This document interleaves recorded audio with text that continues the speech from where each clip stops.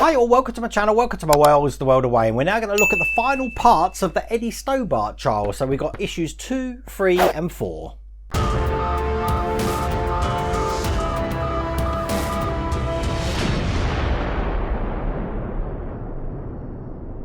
Now this trial is obviously from Hachette. I only run 4 issues like the Harry Potter one did. Let's just show you what we did last time. As you can see, we did the front of the truck there with the Twiggy emblem there of the name. Eddie Stobart lorries tend to have 2 names on them now, but it became apparent after I did part 1 that not everyone in the world knows who Eddie Stobart is. So this is just a little bit of history of Eddie Stobart Haulage Company. Eddie Stobart is a British logistics company with interests in road haulage, rail freight, deep sea and inland waterway transport systems, along with transport, handling and warehouse facilities in the United Kingdom, Ireland and Belgium. The company has its operational head office in Warrington, Cheshire. Started by Eddie Stobart in the end of 1940s as an agricultural business in Cumbria, the company was incorporated as Eddie Stobart Limited on the 23rd of November 1970 as a haulage firm, eventually passing to his son. Eddie Stobart has a long tradition of giving its trucks female names. The first 4 owned by Eddie Stobart were named after the model Twiggy and singers Tammy Wynette, Dolly for Dolly Parton, Susie Quattro, and the practice has been expanded to cover other Stobart vehicles. There are some exceptions to the female naming convention. In 2005, in celebration of 20 years of Transformers, Stobart named a MAN tractor Optimus Prime. And recently, during the filming of a television series entitled Eddie Stobart Trucks and Trailers, one of the vehicles was christened Valentino after Valentino Rossi. The company has a static Volvo in the glass house at the Quick Depot, which is named in honour of Fusilier Lee Rigby. Which is partly the reason why me and Mrs. Wayne, when we're on the motorways, we're looking back on our rear view mirrors, looking at the names on the front of all the trucks. But that's pretty much the iconic thing on the Eddie Stobart. But what we're going to be doing, let's show you issue 2 first. As you can see, we're going to be working on the offside cab door. We're going to have the wing mirrors in here, all metal. The painting's immaculate in this. So when this is finished, we've got a completed door looking just like that. I'm going to close it up and show you what issue 3 is doing. Now issue 3, reminiscent of the Agora Models one, we're going to be putting a wheel on. Now these wheels are ginormous being a truck, and just like the Agora Models Super Snake and the Cobras, we are actually putting the hot water technique to get these rubber tyres on. So that's issue 3, and then the last issue we're going to be doing is issue 4, which looks like this. We're going to be doing the front bumper and the headlights. No electrics in here, just the actual vessels that will hold the LEDs eventually, I guess, anyway. So that looks like that. As you can see, it doesn't tell you what's coming next because that is the end of the trial. Now, I have to put a great big I'll tell you what, you know, I'm putting your name down here, actually, Neil Collins. If it wasn't for Neil Collins, I wouldn't be able to bring this for you. Neil managed to get these from issues 1, 2, 3 and 4 from up there, up north in the northeast, and send them down to me. And I really am appreciative of that, Neil. I cannot thank you enough. It's a really good trial. I think the problem with this trial is, as people mentioned in the first one, it would be great in the UK. I don't know if it's going to do well elsewhere. But saying that, a lot of the Hachette releases started in the UK just for the UK market. So I could see this going into full production, but who knows. So without further ado, we're going to do all 3 issues that I've got left in one go. Let's get cracking. So there we go. I've laid out all the pieces we get in this one. We can get rid of the larger pieces for the minute. We're not going to need those. What we are going to need is this tiny piece here, which is one of the mirrors, and we've got the mirror to go in its place just on the other side. It's shaped to fit, and obviously we've got a lug in the back which is going to help line this up. So quite simply, that's just going to go in there. We push that in and it does hold itself in just like that. Now we've got a lower mirror as well, exactly the same way, looking just like that. We've got a lug on the back, so we put that inside as well and push that home, and again that holds itself in no problems. Got my fingerprints on it now, I need to clear that off, but as you see, it does hold itself in no problems. So then we take the mirror bar, and as you see, we've got a keyhole pattern here. It's going to match the keyhole that we've got of the lug there, and you need to push that quite hard so it fits quite sturdy on its own. It will enable you to turn it just a touch, but we do the same with the smaller mirror on top. Put it in, push it all the way home, and as you can see, these hold themselves in really tight here. They're not going to move out, and that's the mirror bar completed. Now we're going to take this door. This door is metal. It's quite heavy. You saw me drag it over there, and it looks like that from both sides. The paint is immaculate. I can't see any blemishes on the paint, and these transfers, these decals over the top here are flawless as well, but that's looking just like that. All we got to do is we've actually just got to put the handle in. This is just the handle here, and quite simply that's just going to go into this hole here with the lug on the other side holding it into the other side. Oops, just fallen out. Let's put that back in again. And we're going to hold that in place just on the other side here with one of the screws that come in this. Should fit flat in there like that. Now these screws are DP01, so I'll get these open. Tiny, tiny, tiny screws here. Now someone did ask me in my channel, what do I use my PH00 screwdriver for? Well, there's your answer for these really, really tiny screws. So line that up and we'll get that in. Whoops. Nice and tight, and there we go. These parts don't need to be too tight, but that handle is not going anywhere. It's not a working handle, it's obviously just for show, but that's looking just like that. So the last thing to do is just to attach the mirror bar onto this door, and as you can see we've actually got two holes in there which we're going to line up with the mirror bar here. Now we've got lugs on this. It's going to help us locate it into the lugs here. So one's just going to go here, and then the top one is just going to go into the lugs at the top, and using those same screws that we had before, hold it in place. Oh, it's going to be a bit fiddly. It's probably best to load the screw up first. We'll get this into place. So this is fiddly. I think I'll do the top one first. Let's line that up and put a screw in there.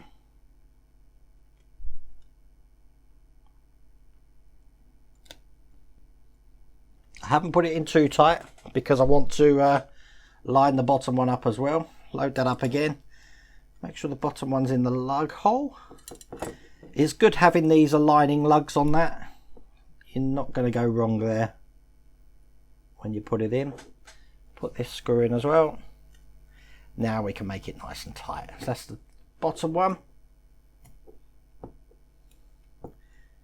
There's the top one. That looks pretty impressive, doesn't it? See? And that's that stage complete. Let's work on stage 3. Stage 3, or part 3, we've got to do exactly like we did with the Super Snake and Cobra there. As you can see, I've just dropped the wheel in water. We want to leave it in there for a good couple of minutes. I'm going to put that to one side, and while that's soaking, we're just going to assemble the rim here. Now we've got some DP01 screws to keep this together. There's something very interesting about this rim though, which I haven't actually seen before on any rim that I've done in the past really, like this. And that is that this part of the rim is metal, but this part is plastic, which is really weird. Normally the whole things are metal, but all we do, put these bits together here, and just going to put 4 screws just down here to hold it together. So the screws come in this. These are DP01. I wonder why they use plastic on one side. I wonder if that's just for the trial. It might be, and if it went into full production it might all be metal. Very strange that it's not all metal, I have to say. That's the second one there.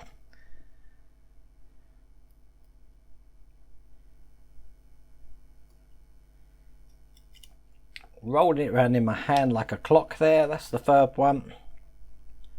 Nice and tight. And then lastly, here's the fourth one. There we go. Looking just like that. They're all in nice and tight.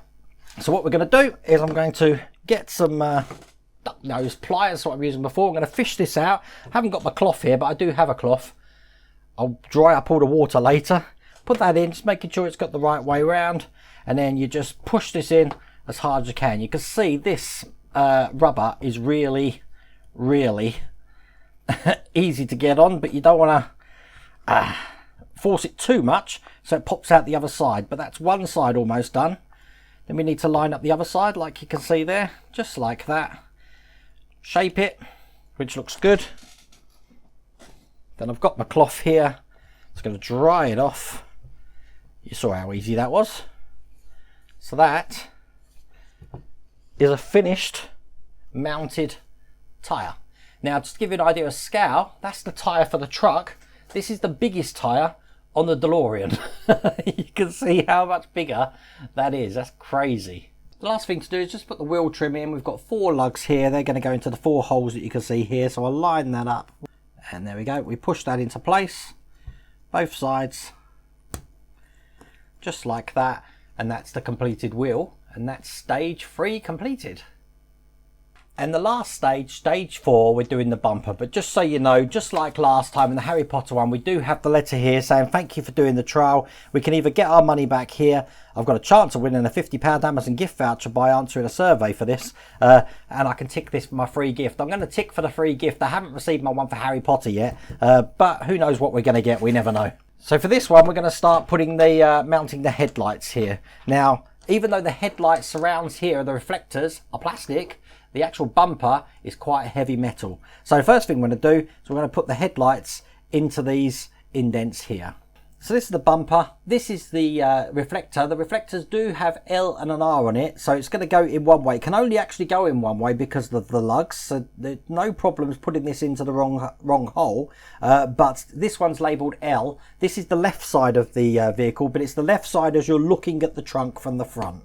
So if anyone likes term speak as in the offside and near side, it would be the offside is the left. And we've got 4 of these really tiny screws again that we used in the last stage. They're just going to go into here to hold that into place. So that's 1.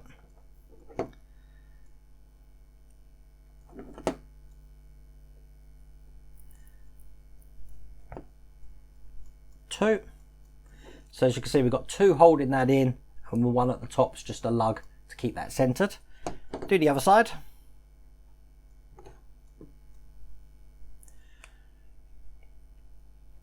1, and lastly number 2. There you go. So that is looking just like that. Now we've got the reflectors to put in looking just like this. Now both the reflectors are the same, but there is some markings that need to go towards the bottom of the bumper here. Now it's hard for me to show you, so it's best to look at the picture for this, but I've got them here. And basically all we're going to do is push them into place like that. They do hold themselves in, no problems at all. So we'll do the other side. Again, I'm just looking for these markings here at the bottom, which is there. So then this one goes in here, just like that. That looks really impactful, doesn't it? I do like this way of putting the glass in. It does look good when this is going to be backlit. It's just a shame we're not going to be able to demonstrate that for you in this this trial. Now we're going to be putting the towing pin in. That looks just like that. It's going to go in this keyhole pattern that you can see at the top there. Again, this has got a keyhole shape on it, so it's easy to see how that's going to go in, just like that. And as you can see, we've got a little tiny hole on there, so when that goes in, it's going to enable us to secure that in from the other side here, just with one of those tiny screws that we just used. So I've got that here. Make sure the hole's lined up, which should be anyway because it's and then put it in. Now this is where you might need a really thin screwdriver. I'm lucky because I've got, I said, the PH00 here. That'll get it in no problems. But when that's in, as you see, that won't fall out. It's holding itself in no problems at all. Which means the last thing we've got to put in is just a number plate. The number plate on this model is RAO 311M. That's just going to go over the top here, and once again we're going to be putting some screws in here. These screws are DD01. They're a lot thicker than the ones we've just been using. They do give us spares in here, as you can see, but we only need 2 of these, so I'll put that down here. Whoops, get the first one in.